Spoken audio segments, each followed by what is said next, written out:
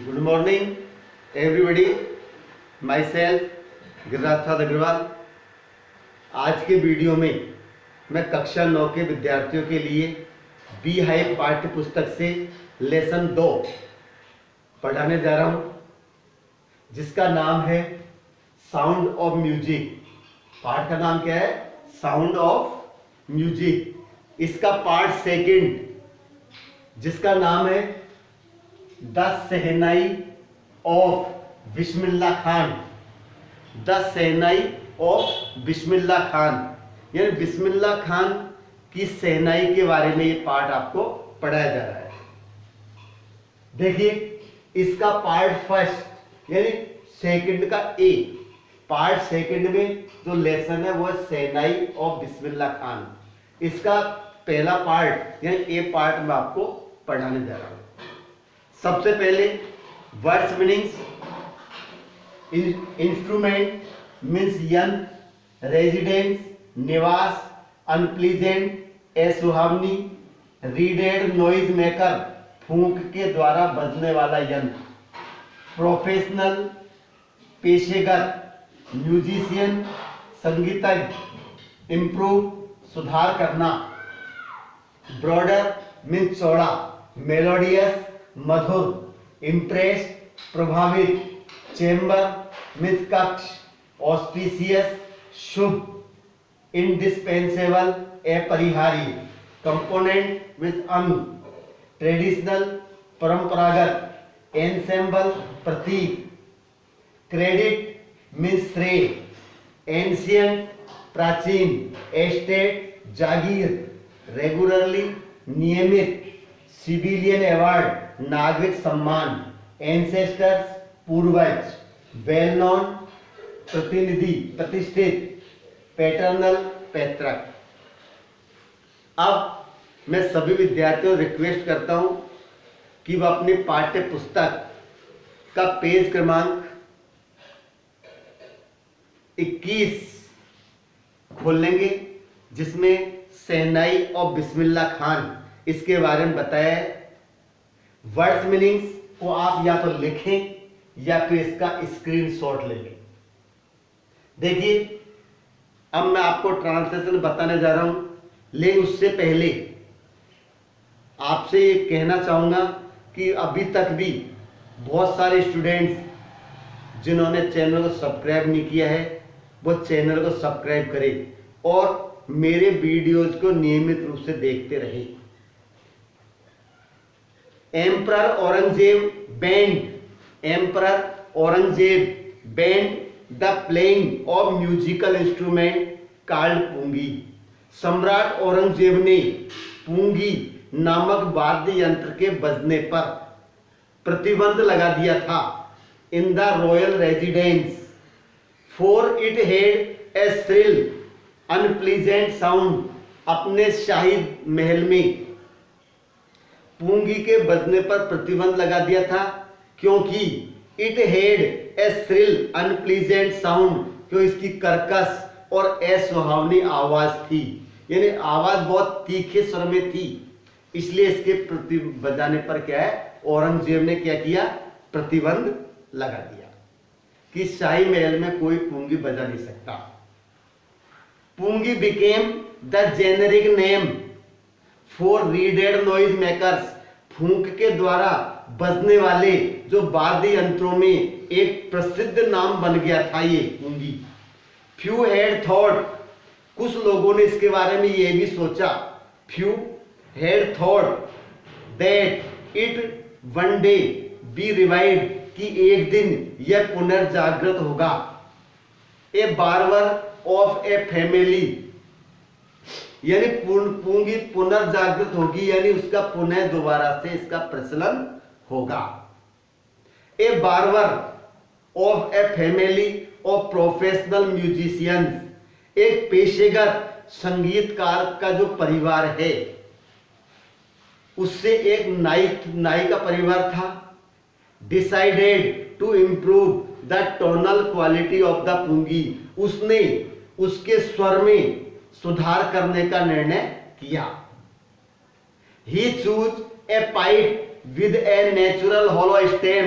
उसने एक ऐसा पाइप चुना जिसका चौड़ा नेचुरल होलो स्टेम कोमल तना था।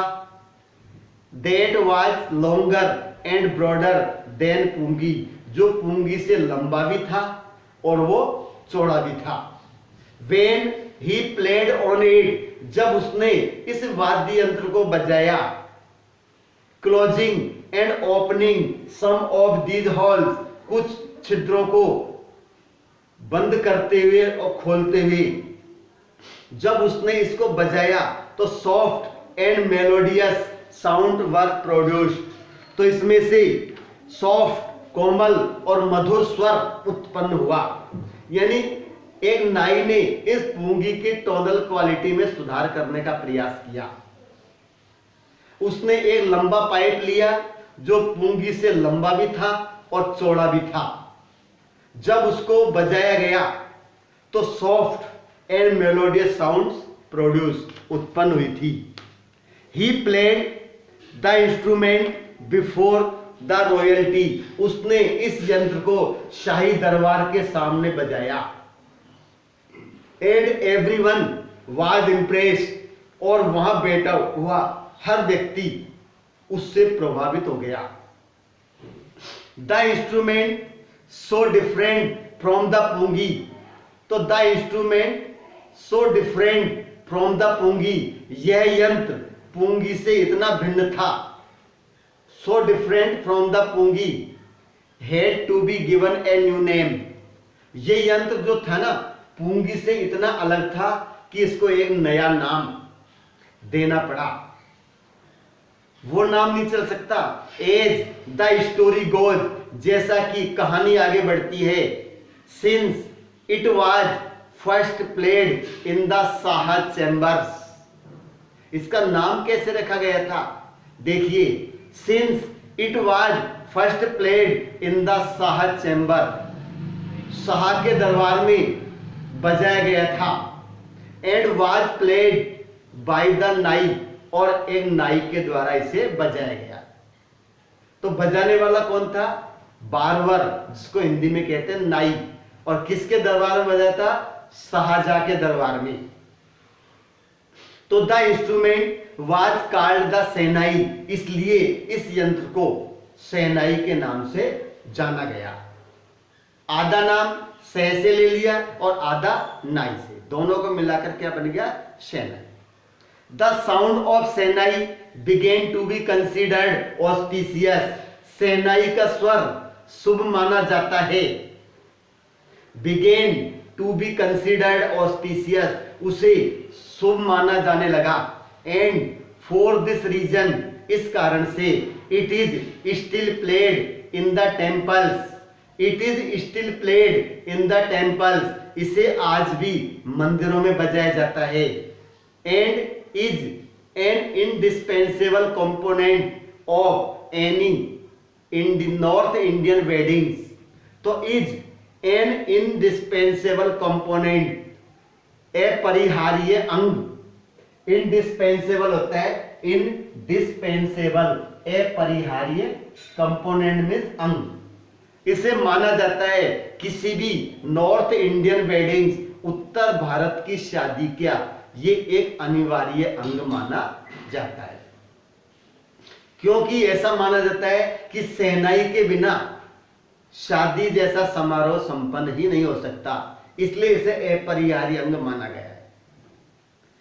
आगे दिए इन द पास्ट, अतीत में, पिछले पुराने जमाने में, the shehnai was a part of the नौबत और traditional ensemble of 9 instruments found at royal courts, यानी जो शहनाई है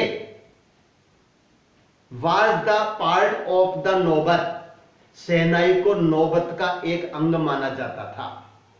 अब नौबत क्या होता है, जिसका आगे दिया है ट्रेडिशनल एनसेम्बल ऑफ 9 इंस्ट्रूमेंट, परंपरागत 9 यंत्रों का प्रतीक। फाउंड एट रॉयल कोर्ट, जो शाही दरबार में पाए जाते थे। जो 9 वाद्य यंत्र होते थे, उन वाद्य यंत्रों में ये एक अपना स्थान रखता है। टिल रिसेंटली, अब तक, it was use only in temples and weddings. It was, अब तक इसे केवल मंदिर में या शादी में ही इसे यूज किया जाता था। It was use only in temples and weddings, मंदिर में और शादियों में। The credit for bringing this instrument on to the classical stage, वो वहां तक ही नहीं रहा, मंदिर और शादी तक नहीं रहा, इस पूंगी को क्लासिकल स्टेज पर भी लाया गया। यानी कि शास्त्रीय संगीत में भी पूंगी जो है उसको यूज किया गया और इसको क्लासिकल स्टेज तक लाने का जो श्रेय है वो किसको जाता है? उस्ताद बिस्मिल्लाह खान। बहुत बड़ा शहनाई प्लेयर था। ये इस पूंगी को मंदिर और शादी से हटाकर, वहां तो है ही, उससे आगे बढ़ाया और शास्त्रीय संगीत में भी इसको लाया गया। अब बिस्मिल्लाह खान को श्रेय जाता है। As a 5-year-old Bismillah Khan played gilli danda near A pond. 5 वर्ष का नन्हा बालक बिस्मिल्लाह खान एक तालाब के पास जो गिल्ली डंडा खेला करता था। In the ancient estate of Dumraon in Bihar, Bihar प्रांत में जो एंशिएंट प्राचीन जागीर थी उसके अंदर खेला करता, वहां का रहने वाला था। He would regularly go to the nearby Bihari temple to sing Bhojpuri चाहता। वो पास में ही बिहारी जी का मंदिर था। उस बिहारी जी के मंदिर में भोजपुरी चाहता यानी भोजपुरी सॉन्ग गीत गाने के लिए वहां पर जाया करता था, रोजाना जाता था। क्यों जाता था? At the end of which he would earn a big laddoo of weighing 1.25 kg। ये 1.25 kg, 1.25 किलो का लड्डू उसे दिया जाता था। As a prize given by the local Maharaj, क्योंकि जो अंत में वहां का जो पुजारी था उसके द्वारा लड्डू का प्रसाद दिया जाता था, इसीलिए वो रोजाना मंदिर में जाता था। दिस हैपेंड 80 years ago, ऐसा 80 वर्ष पहले हुआ।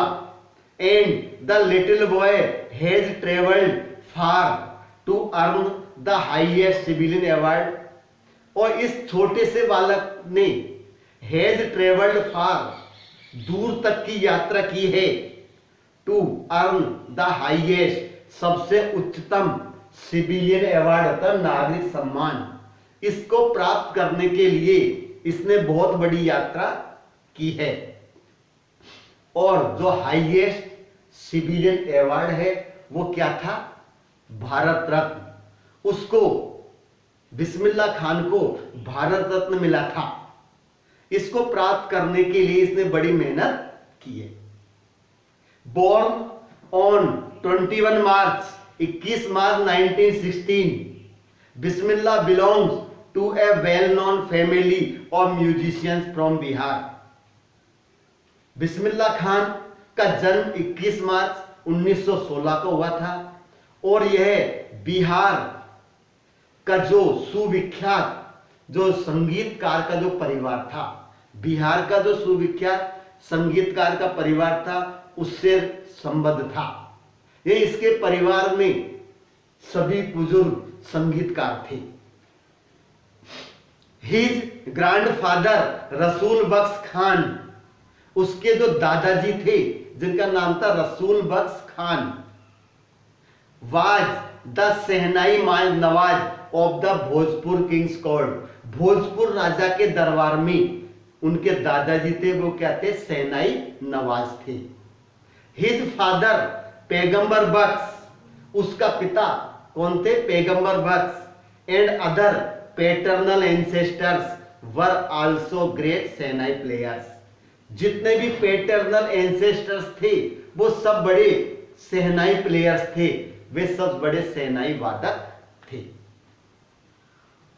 यानी उनके परिवार में सेनाई वादन का प्रचलन था। इसलिए बिस्मिल्लाह खान को इस नागरिक सम्मान भारत रत्न प्राप्त करने के लिए बड़ी मेहनत नहीं करनी पड़ी। यानी सब पूर्वज भी सेनाई वादक थे तो उसे सीखने में कोई ज्यादा परेशानी नहीं हुई। यहां पर मेरा ये पार्ट कंप्लीट होता है। अगर वीडियो पसंद आए तो लाइक करना और इस वीडियो को ज्यादा से ज्यादा शेयर करने का प्रयास करें, लेकिन इस चैनल को सब्सक्राइब करना मत भूलना। और मुझे ऐसा लगता है कि अधिकतर विद्यार्थी मेरे इन वीडियोज को देख नहीं रहे हैं, इसलिए मैं रिक्वेस्ट करता हूं कि जो भी वीडियो आपके पास पहुंचता है उसे पूरा देखें और कमेंट्स करें। धन्यवाद।